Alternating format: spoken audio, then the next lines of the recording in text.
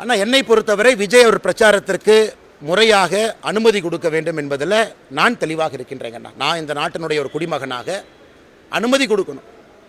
விஜய்க்கு கூட்டம் சேர்றாங்க, கூட்டம் சேரல, எப்படி இருந்தாலும் கூட காவல்துறை எண்ணிக்கை அதிகப்படுத்தணும். இதெல்லாம் தேர்தல் ஆணையத்தினுடைய கடமை. இல்லை உங்களுக்கு கூட்டம் சேருது நாங்கள் பர்மிஷன் கொடுக்க மாட்டோம், அதெல்லாம் அரசியலில் ஏற்றுக்க முடியாதுங்கண்ணா. தேர்தல் களம் என்று வந்த பிறகு எல்லா தலைவர்களுக்கும் நீங்கள் முறையாக அனுமதி கொடுத்து முறையாக அந்தந்த கூட்டத்திற்கு ஏற்ப ஒரு ஸ்கேல் ஆஃப் டிப்ளாய்மெண்ட்டை நீங்கள் போடுங்க.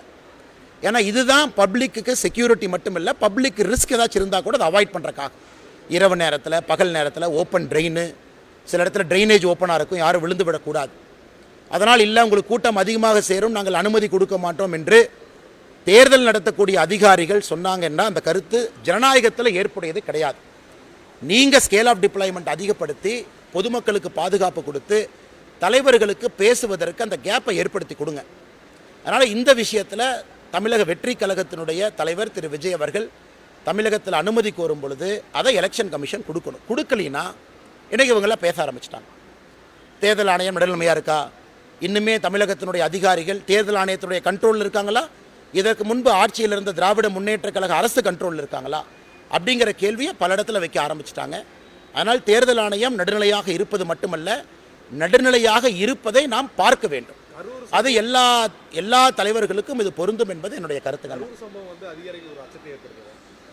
அண்ணே, கரூர் சம்பவத்தை பொறுத்தவரை அச்சம் என்று சொல்வதை விட இன்னைக்கு சிபிஐ என்கொயரியில் இருக்குது, பல அதிகாரிகளை விசாரிக்கிறாங்க. ஆனால் ஒன்று, விஜயோட கட்சி உங்களுக்கு அனுமதி கேட்குறாங்கன்னா வாலண்டியர்ஸை கொடுக்க சொல்லுங்கள், இவ்வளோ வாலண்டியர்ஸ் நம்பரை மென்ஷன் பண்ணுங்கள், காவல்துறையினுடைய எண்ணிக்கையை அதிகப்படுத்துங்க. ஏன்னா ஜனநாயகத்தில் பேசுவதற்கு எல்லோருக்கும் உரிமை இருக்குது. வாலண்டியராக போய் கேட்க போகிறவங்களுக்கு உரிமை இருக்குது. நான் வாலண்டியராக போய் கேட்பேன், பார்ப்பேன். இருவருக்கு இடையில் ஒரு ஹானஸ்ட் புரோக்கராக இருக்க வேண்டியது அரசு. ஆனால் தொடர்ந்து சில இடத்துல பர்மிஷன் கேன்சல் ஆகுவதும் கூட நல்ல போக்கு இல்லை. எலெக்ஷன் கமிஷன் என்ன சொல்கிறாங்க, 48 மணி நேரத்துக்கு முன்னாடி அனுமதி கேளு. அதான் எலெக்ஷன் கமிஷனோட இது. 48 ஹவர்ஸ்க்கு முன்னாடி நீங்கள் இசிஐ ஆப்பில் அனுமதி கடிதம் போட்டால் கூட பர்மிஷன் கொடுக்க வேண்டிய தேர்தல் ஆணையத்துடைய பொறுப்பு.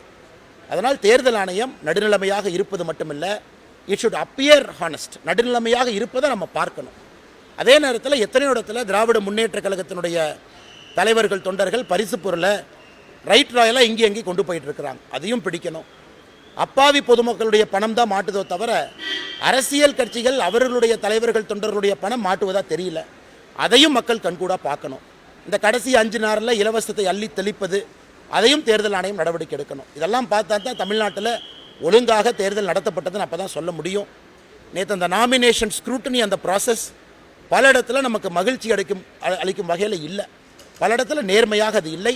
அதெல்லாம் தேர்தல் ஆணையம் நேரடியாக தலையிட்டு சம்பந்தப்பட்ட அதிகாரிகள் யார் இருக்கிறாங்களோ அவங்கள்ட்ட தலையிட்டு நடவடிக்கை எடுக்கணும்.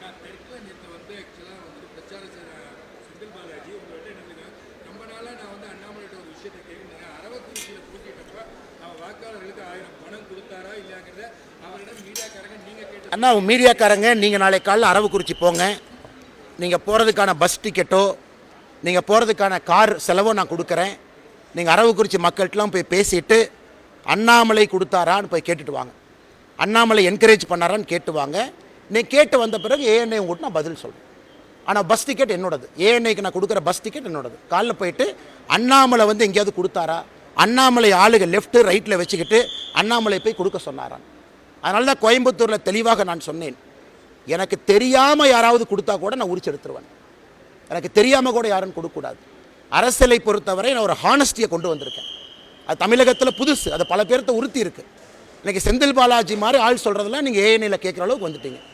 ஒரு 1ஆம் நம்பர் புரோக்கர் ஜெயிலில் 300 நாளைக்கு மேலே இருந்தார். அவருடைய சொந்த தம்பி 1.5 வருஷம் அக்யூஸ்டாக இருந்த ஒரு ஆள் இன்னைக்கு கரூர்லேயே பேசிகிட்டு இருக்கான். இந்த கேள்வி அவங்ககிட்ட கேட்கணுமல்ல. இதே ஏஎன்ஐ ஒரு நேர்மையான நடுநிலையான ஏஎன்ஐ பத்திரிகையில் நீங்கள் வேலை பார்த்தீங்கன்னா நீங்கள் செந்தில் பாலாஜிட்ட எப்படிப்பட்ட கேள்விகள் கேட்கணும்? ஏஎன்ஐயில் அப்படியே வெண்ணெய் தடவை மாதிரி தடவி தானே கேட்டுட்டு இருக்கிறீங்க, வெண்ணெய் தடவை மாதிரி கேட்குறீங்க. ஒரே நிமிஷம் அண்ணா, நீங்கள் கேட்ட கேள்விக்கு பதில் சொல்கிறதுக்கு எனக்கு உரிமை இருக்குது. தலைவா, நீங்கள் கேட்டீங்க, பதில் நான் சொல்கிறேன், நீங்கள் கேட்கணும்.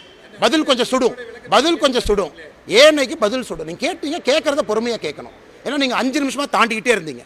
5 நிமிஷமாக ஏஎன்ஐயில் தாண்டிக்கிட்டு இருந்தனால ஏஎன்ஐக்கு அந்த பதிலை கேட்குறேன். கரூரில் போய் ஏஎன்ஐ செந்தில் பாலாஜி போடுற பட்டியை கவர் பண்ணீங்களா ஏஎன்ஐயில் ஸ்டோரி? அப்போ என்ன நடுநிலைமையான பத்திரிக்கை நீங்கள்? என்ன இந்தியாவில் நம்பர் 1 நியூஸ் அக்ரிகேட்டர் நீங்கள்? என்ன நியூஸ் அக்ரிகேட்டர்? ஏஎன்ஐயில் ஒரு ஸ்டோரி இது வரைக்கும் கரூரில் செந்தில் பாலாஜி போட்ட பட்டியை கவர் பண்ணியிருக்கீங்களா? கவர் பண்ணீங்களா? கவர் பண்ணீங்களா தேங்க்யூ அண்ணா.